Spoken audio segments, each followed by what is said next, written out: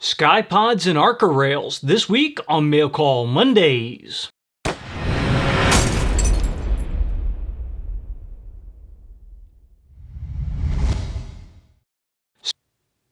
Mail Call Mondays is brought to you by MDT. If you need a chassis system for your precision rifle, check out mdttac.com. I'm John McQuay with 8541 Tactical, and this is Mail Call Mondays, the show that answers your questions about precision rifles, optics, and equipment. Welcome to another Mail Call Mondays, and this Monday our first question comes from Zachary, and Zachary asks, Ckye-Pod or Atlas for Arca rail? Interestingly enough, I have gone back and forth and back and forth and back and forth between the two. Right now, I would say in precision rifle competition, you will probably see most of the top runners running the Ckye-Pod. And then you have the Atlas, and the Harris is still hanging on quite a bit. There's some guys that just like the way that the legs on the Harris deploy. Now, I did a video on bipods, really giving you an overview of the different bipods, but specifically, we're going to cover bipods in relation to Arca rails. So if you have an Arca rail on your rifle already, then a Harris bipod really is a pain in the butt. You have to completely convert the top end of it, and the conversions are out there, and set it up to run on an Arca rail. And then I still think you lose a lot of the utility that you get running a bipod on the rail. When we talk about the Atlas bipod, you still have to convert it. I don't believe yet Atlas has their own Arca rail mount.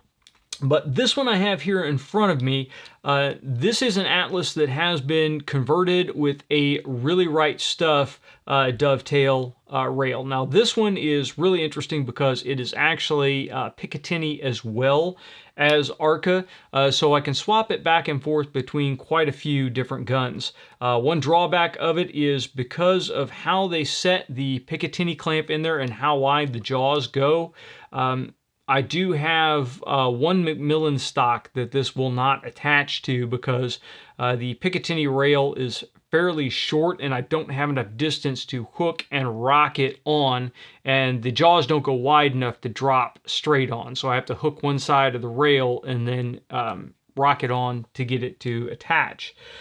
So some rails it's not going to work, AR type rails and a lot of other taller Picatinny rails it works absolutely fine for, and I like the utility of being able to swap this guy back and forth.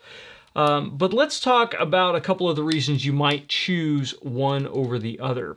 Now when you drop the legs on the Atlas, it sits fairly low. This is a really great height for engaging targets from the prone position that are level out there. Now obviously if you're engaging targets uphill, you're going to need a higher bipod.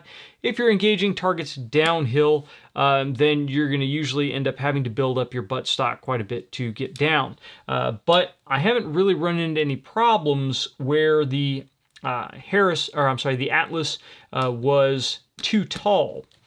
On the flip side of it, we talk about the Ckye-Pod. When I flip the legs down here and you compare it, it's almost an inch taller than the Atlas when we combine like mounts. Now there are different mounts for the Atlas that you can get, obviously, that will run a little bit shorter. If you're running the Picatinny rail, you're shorter than if you're running the dovetail or the Arca rail mount there. Now, you can kick the legs forward to 45 degrees on the Ckye-Pod and to get a little bit lower. I have done that in the past. And you can also kick the legs out to the sides and get lower. Now, when you kick the legs out to the side, you can obviously get lower than you can with the Atlas. And the Atlas, you can kick the legs forward at 45. So you can get, depending upon how long your buttstock is, about the same length at the 45 degree setting as the legs kicked out setting on the Ckye-Pod. What you do get with the Ckye-Pod though is you get a much wider footprint at that same height. If you guys can see on the Atlas, when you've got the legs kicked out like that to get really low, you don't have a ton of stability as far as keeping the gun level. With the Ckye-Pod, when you have the legs kicked out like that, you've got a ton of stability, and the legs actually kick out wide enough that you can get you can bridge the opening on a lot of tire barricades with it set up like this. And if you need more, you can always just pull the legs out to the side like that. Pulling the legs out is one place where the Ckye-Pod also really is better overall than the Atlas. So when I extend the legs on the Atlas bipod, you can see, even if we come back to our middle setting here, you can see again that I have a much wider footprint with the Ckye-Pod than I do with the Atlas. Now, leg adjustment comes down to personal preference. I prefer the leg adjustment on the Atlas bipod because they lock both ways. So with the Atlas bipod, you've got these little collars up here, and I forget which version this is. This may be the V8 that has the ridged collars or the extra ring on the collars. The earlier models did not have this. They had a straighter collar. And this little ring here gives you a little bit more grip when you're just grabbing it to extend. So to extend the legs, you just grab the collar, not the leg. If you grab the leg, it's locked in. But if you grab the collar, it extends really quickly and really easily. If you need to collapse it, then I grab the leg and pull the collar and collapse it to wherever I need to collapse it. So I really like this because you have ridges on the feet here.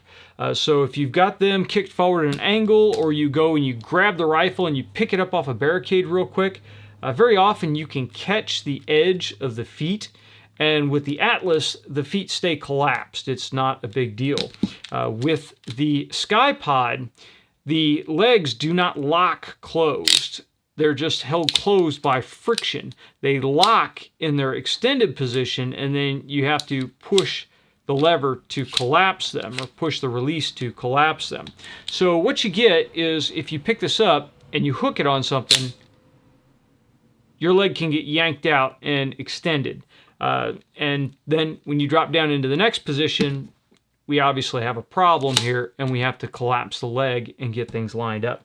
It's a very small thing, but like I said, it's personal preference. I've had that happen to me before. It's annoying. You still just grab the leg, put it back to where you need it, and drive on. I haven't really lost a ton of time on the clock doing that, but it's something to bear in mind.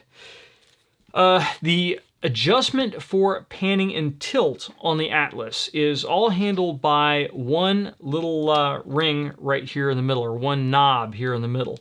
And this is one of the biggest complaints with the Atlas bipods, is depending upon the tension that you have on this, when you are shooting, and this especially seems to happen on concrete, the bipod can walk, and you'll end up with one leg walking back, and then you'll get to a position where one leg is forward and one leg is back.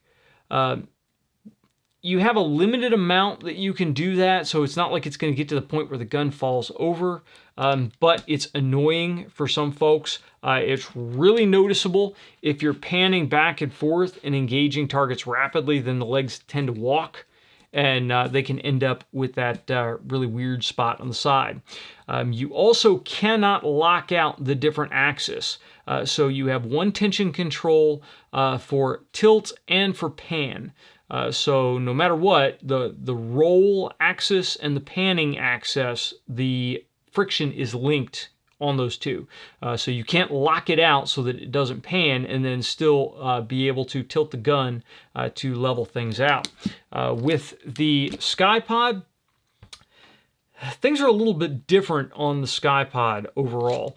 You have one adjustment that controls your axis, that controls your tilt here, and that is a Allen key. It actually takes a tool to adjust it. So you need to go out on training days and you need to set this guy to where you want it, where you like to have the adjustment, and then that's where it's going to be. You're really not going to bust out an Allen key and adjust it on the clock.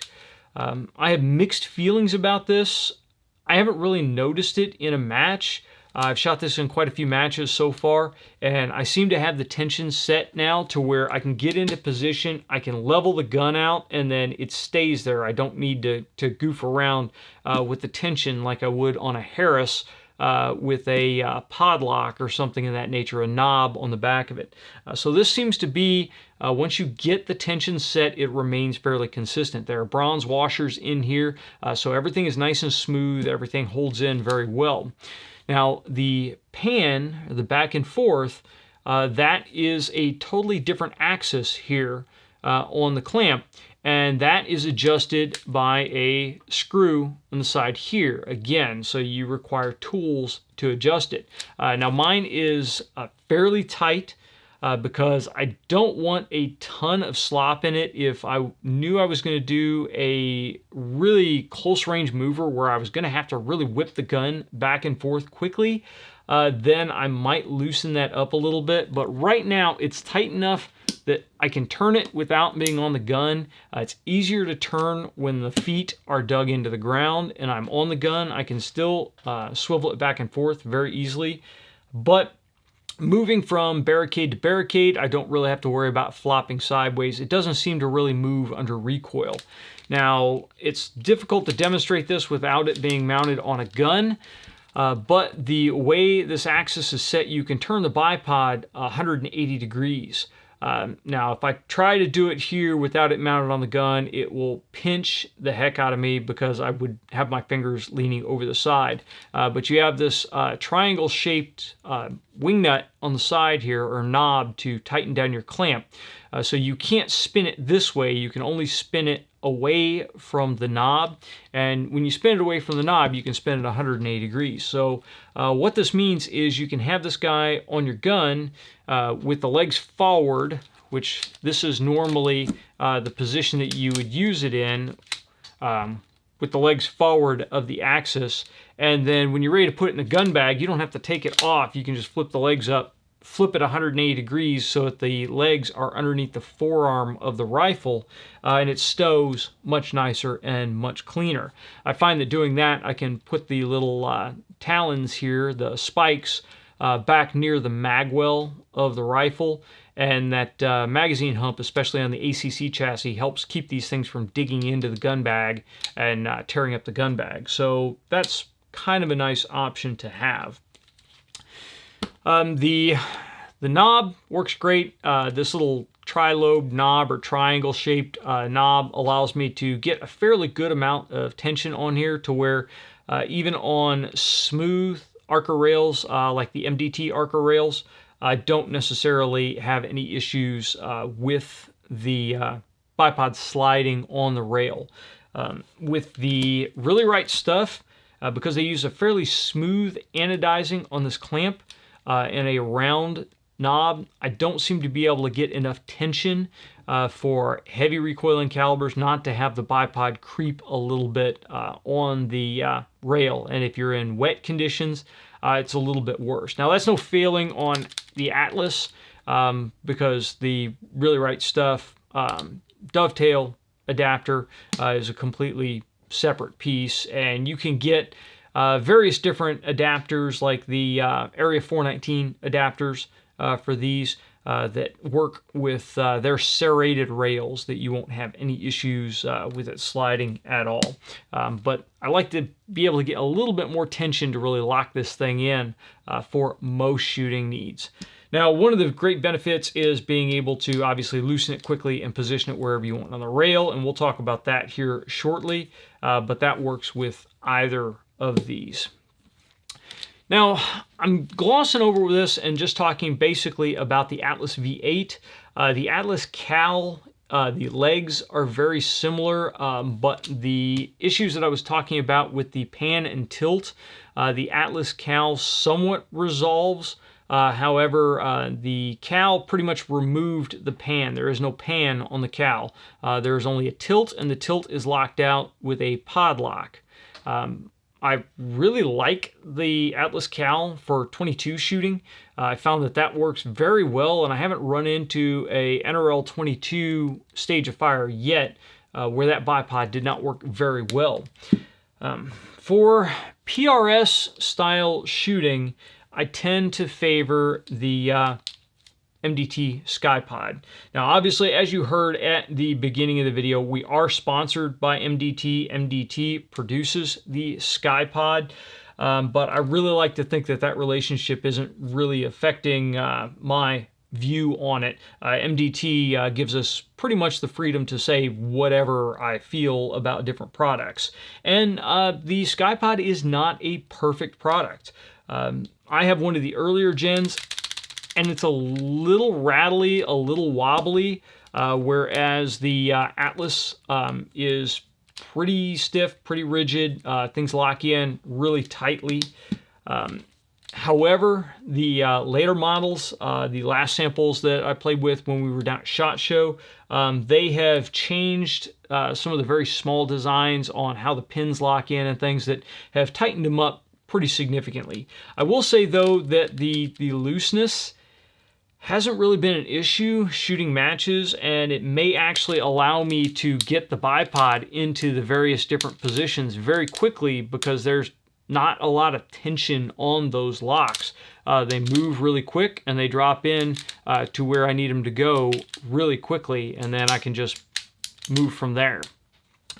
One thing that the Ckye-Pod does excel at is, even with the base model here, you can get significantly higher than you can with the Atlas with the legs fully extended. That is a significant height difference. And then you can get so much wider if you have to bridge tire barricades or bridge gaps. It allows you to do things that you can't do with an Atlas bipod. Now, I've worked with Atlas bipods for a very long time. I've had them on duty rifles for a very long time. I really still am a huge fan of the Atlas bipod. It's a very well machined piece. And for tactical rifles, I'm still more comfortable with the Atlas bipod. The situations that you have to shoot from with a tactical rifle, you can generally make your position what you want to make your position. Now, that's not to say that there won't be situations that you run into where the Atlas still doesn't get it, and maybe the Ckye-Pod would in that situation. But again, a lot of it is comfort, a lot of it is preference. I am very used to these bipods and how they adjust, so it's very intuitive.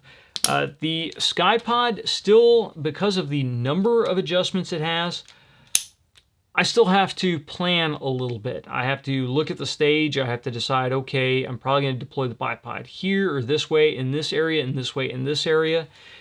So for me, it takes a little bit of forethought, but like any shooting sports, that just goes into planning your stage, getting your mental picture of how you're going to shoot it, and then executing it. The one benefit that the Ckye-Pod does offer to tactical shooters, though, is that you have much more versatility in the way that you deploy the legs than you do with the Atlas bipod. Now, there is a little bit of a weight difference between the two, but just standing here holding the two, that wouldn't be my decision point, is the weight between the two. It would be more your comfort with working with it. Now, I didn't talk about the feet. Both of these use exactly the same type of mounting mechanism for the feet. So I can take the Atlas feet and put them on the Ckye-Pod. I can take the Ckye-Pod feet, put them on the Atlas. They are fairly consistent between the two. The only difficulty I found with this one is that the feet do have a tendency to pop off if I hook them on something. When I don't have them hooked on something, they work very well. They're a perfect mix between aggressiveness and utility. So they will bite into things. I wouldn't want to use these on a car hood, though, because you will likely be paying for a car hood. The Atlas round feet seem to work better for all-around law enforcement use because they tend to not damage surfaces. And like it or not, you could be involved in a situation where you have to use your rifle and you damage a third party's property that wasn't involved in anything that was going on, and you're going to have to answer for it. You can't damage property that doesn't belong to you and wasn't involved at all in it. You're going to end up having to deal with the cost of that damage. So if I can avoid damaging somebody's property, then that's great. If not, then you resolve the situation and deal with it later. But I prefer not to damage property when I don't need to. So these are probably a no-go if you end up having to shoot off of car hoods or trunks or anything of that nature. So, but other surfaces, wood, even concrete, they bite fairly well on concrete.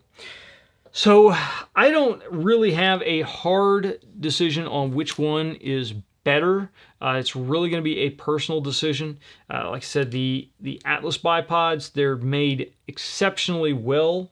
They have worked very well for a very long time. This one has been drenched in water, covered in mud, just banged around. It's got all kinds of scratches on it. It still has paint jammed in the knurling on one of the legs here, but it works very, very well. Other than the panning under recoil, that's really the only complaint that I have about the Atlas bipod. The Ckye-Pod, the more I use it, the more I like it. For competition, PRS style, NRL style competition, I really think this is top of the heap right now. Now I do have a worn Skyline bipod that I've been working with. I've shot quite a bit of NRL 22 with the worn Skyline. I use that at Nationals. And again, it works because of the narrow scope of the 22 competitions. If I have to go into a competition with sky's the limit on barricades, they could throw anything at me, then I much prefer the Ckye-Pod. It just allows you to do things that you really cannot do with other bipods. So if you are running an Arca rail on your gun and you are shooting PRS or NRL competition, then the Ckye-Pod would be my recommendation. If you are more tactically oriented, then the Atlas may be a little bit more up your alley. When it's folded up, it's more compact on the gun. It is simpler to operate. So if you are not out there constantly training with your stuff, then there are fewer things to deal with on this bipod, and it drops in, locks out just like you want. And the legs are going to be a big thing for a lot of people. Some people just do not like legs that move on their own. They much rather have legs that lock in exactly where they want the legs. So that would cause me to point you a little bit towards the Atlas. Neither of these are cheap options. If you are still looking for a good cheap option, then the Harris BRM-S 6-9 bipod, that really is my recommendation for the cheap end. It mounts out of the box on a sling swivel stud, but the market is full of adapters to put it on Picatinny rail, Arca rail, whatever you have out there. So that's my opinion on specific to Arca rail bipods. Now I will tell you that the Ckye-Pod you can get in Picatinny flavor, and this year they've even offered it in sling stud flavor, and it comes in a ton of different heights. So you can choose whatever height best suits your condition. So if you're out in the field a lot, say you're shooting coyotes and you're at a sitting position out in the grassland, then they've got a much longer leg bipod that will work great for that. So you don't have to worry about shooting sticks. You can run a very versatile bipod, and that thing, when you kick the legs out, is really, really wide. It's actually fairly amazing. So check that out. We'll leave a link down in the comment section down below. And our next question comes from Nick, and Nick asks, Arca rail, is it worth the money for PRS shooting? Nick, that's a great question, and really the Arca rail has taken the shooting sports or field shooting sports really by storm. And there are a couple of reasons behind that. When I first started shooting precision rifles, when I first started shooting them after I came back out of the Marine Corps, that is, I had a bipod attached to a sling stud. It was the Harris BRMS that we talked about earlier, just screwed on to a sling stud, and that was it.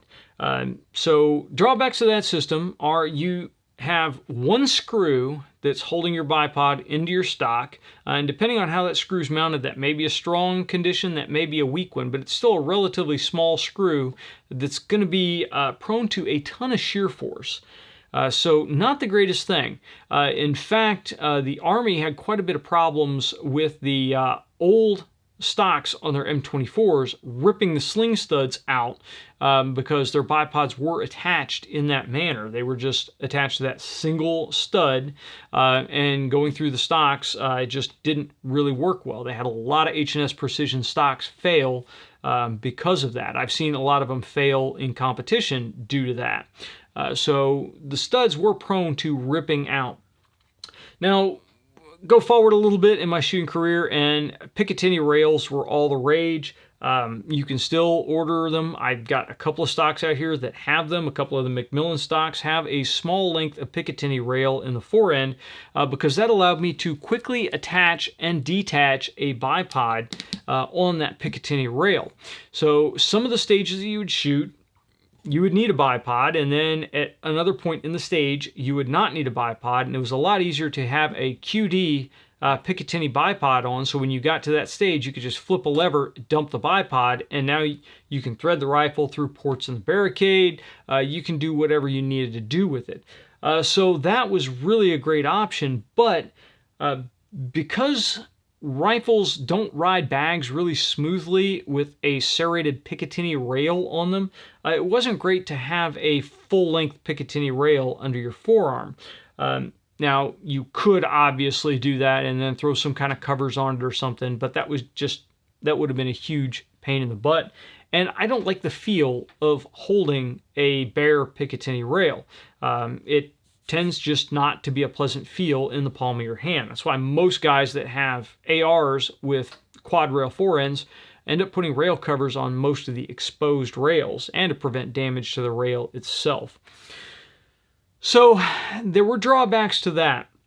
Now, the Arca rail actually started in the photo and video industry, and it was there for quite some time. It's a way to attach cameras at different angles, and then also to attach cameras to tripod heads. And it really had some great options to it. It's a wider interface. It didn't have specific locking lugs to it, so you can do things like take the bipod that I have on here, the Ckye-Pod, and I can slide it to wherever I need on this forend. So if I was running into a situation where I had to, under time, shoot through ports in a barricade, and then at the end I had to go prone and shoot a very precise long-range shot, then I could very easily slide my bipod all the way back here to in front of my mag well, and the Ckye-Pod actually even has a barricade stop on it, so if I flipped it the other way, I have the barricade stop there. And I can shoot through the ports in the barricade, and then when I get to prone, I already have the bipod deployed. I don't have to spend any time messing around with it. I can just drop down and get my precise prone shot lined out. So that gives you a ton of utility on it. So that in itself makes it superior to a lot of the previous mounting options out there. Now, when we get away from bipods, we go into things like barricade bags. I've got a Coltac bag here. This is a Coltac backbone, and it has an Area 419 clamp on it. So I can very easily, on this rifle, if I've got enough room here on the table. Now, I wouldn't normally have the barricade bag and the bipod on at the same time, but you could if the situation allowed. But I can just clip this guy on here, tighten the knob down, and now I've got that barricade bag on the rifle. It's one less thing that I have to worry about when I'm moving around to different things. And again, I can slide this to wherever I need it on the gun, and just a couple of turns and it's jettisoned. So it's really quick to reconfigure your rifle to exactly what you need for the stage. And that is really the name of the game, being able to set your rifle up specifically for the stage that you're going to encounter. So it has a ton of versatility to it. Now, there are some drawbacks. Now, on this chassis, the MDT ACC chassis, and I apologize, this is going to sound like a commercial for MDT products, but I've been shooting their stuff for a while now, and I really enjoy some of the stuff that they knock out. They made the Arca rail integrated into the chassis, and there are quite a few other manufacturers that are doing this now as well. So it's just value added. It's just cuts in the side of the chassis to a specific dimension to allow you to attach the accessories on. Now, when you are holding the chassis with a bare hand with nothing on it, then you do kind of feel the edges, but it's no more than if it was just a squared off chassis on its own.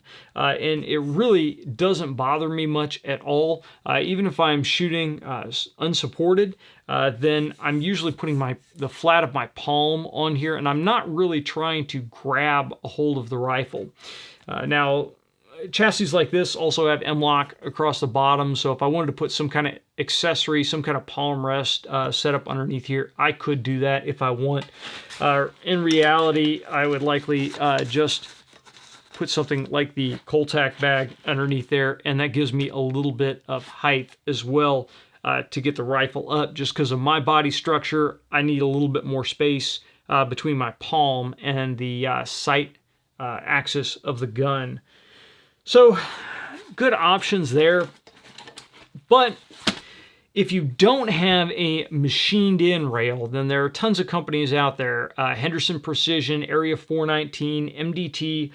They all make bolt-on rails for M-lock, for Ckye-Mod, for direct attach, that allow you to go ahead and put a rail on. You can get them in various different lengths. So the neat thing with that is that you can go with a rifle with a relatively short forend to save some weight, and you can put a relatively long Arca rail on to be able to get that bipod way out there and get your stability for prone shots, and then also have the length to work with to set the gun up for different barricades.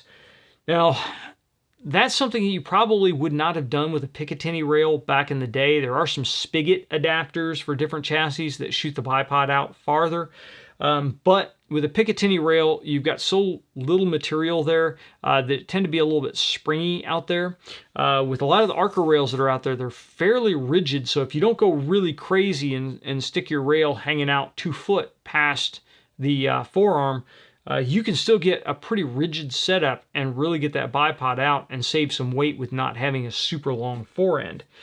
So again, there are some really great benefits to going with an Arca rail. Now, for me personally, we've gotten to the point in the sport with the Arca rail accessories that I would probably not choose to set up an open class gun without an Arca rail on the bottom of the forend. That's not to say that you can't, but I would not choose to set up a gun without one. I have enough Arca rail accessories. I've got Arca rail bipods that allow me just to swap them on to whatever gun I'm grabbing and taking out to the range, and it works really well. Now, if you are shooting in a class that limits you to what equipment that you can use, if it limits you to bipod placement, that kind of stuff, then you may consider not running an Arca rail. But again, a lot of that's going to depend also on the chassis configuration that you have going on. If you choose a chassis that already has an integrated Arca rail in it, it just really saves you a lot of trouble. You don't have to worry about it coming loose. It's in there. It's there if you need it. It's not if you don't. So that is just really a great option. But shooting tactical, I still have some rifles that I'll shoot in tactical division that don't have Arca rails on them. They just have the old short Picatinny rail. I even have 1 or 2 left around here that still just have a bipod stud. And those work fine if you don't want to invest the money in the Arca rail and all the additional accessories, because the Arca rail really isn't the expense. The expense is for all the accessories that utilize that interface, and they can get very pricey. So if you're on a budget, worry about bullets, worry about training time, don't worry about all the fancy accessories. But again, if you are building an open class rifle and you really want to play at the top of the game, then I would consider putting an Arca rail on the rifle. But as always, that's my opinion, and I want to hear what you guys have to say. So do you think an Arca rail is a requirement for an open class gun? Or do you run a gun without an Arca rail in open class? Please drop a comment down in the comment section down below. And that's going to do it for this Mail Call Mondays. If you guys enjoyed the show, make sure you click like, share, and subscribe, and click that little bell icon down there so you get notified when we release new content. And the rifle sitting in front of me is the Terminus Zeus build. So I've got it together. We still have not got out to the range yet. The video on the initial build, so that would be part 1, will be coming very soon. It is shot. Obviously, I have the gun together, but we do not have a single round through the tube yet. Still waiting on the other 223 barrel to show up from IBI. They were nice enough to send us out the 6mm Creedmoor barrel. So we've got it installed, and I will be getting this out to the range very, very soon. So if you guys have any questions on this rifle, throw those down in the comments down below. And if you guys want to help support the content that you know and love, please come check us out over on Patreon. And until next time, get out and shoot.